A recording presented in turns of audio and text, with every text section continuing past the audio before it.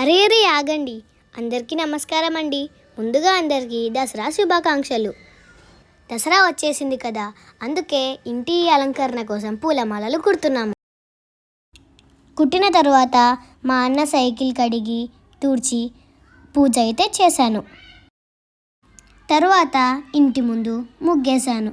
ఎలా ఉందో కామెంట్ బాక్స్లో కామెంట్ చేయండి. పండగ అంటే గుర్తొచ్చేది ఏంటి? పిండి వంటలు. అందుకని పిండి వంటలు అయితే స్టార్ట్ చేసేసాము.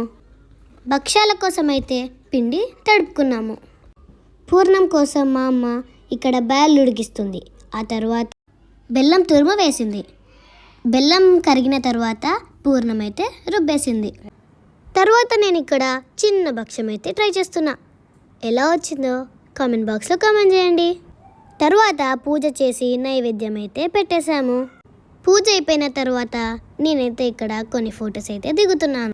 ఫొటోస్ దిగిన తర్వాత మేమైతే ఈవినింగ్ దుర్గమ్మ దర్శనం కోసం కల్లూరుకి అయితే వెళ్తున్నాము. ఫస్ట్ మేమైతే సుంకులమ్మ గుడికి అయితే వెళ్తున్నాము. దసరా కదా, అందుకే అక్కడ చాలా రష్ ఉంది తెలుసా.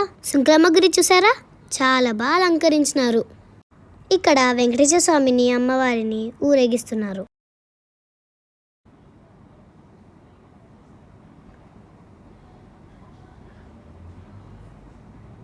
ఊరేగింపు అయితే చాలా బాగా జరిగింది.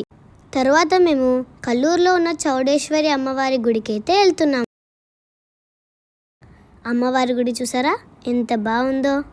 అమ్మవారిని దర్శించుకోవడానికి లోపలికి అయితే వెళ్తున్నాము.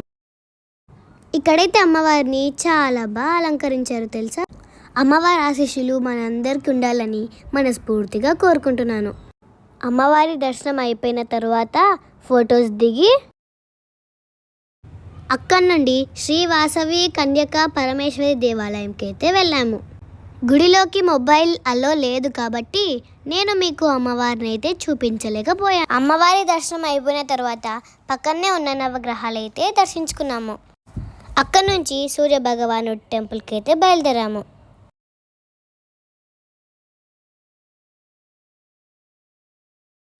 ఇక్కడ అమ్మవారి విగ్రహం దగ్గర ఫొటోస్ దిగాము. సన్ టెంపుల్ లోపలికి కూడా ఫోన్ నాట్ అలో కాబట్టి బయటనే ఫొటోస్ దిగాను. End of the day ice cream తినేసి ఇంటికి బయలుదేరాము. Thank you for watching. Once again happy Dasara to my YouTube family.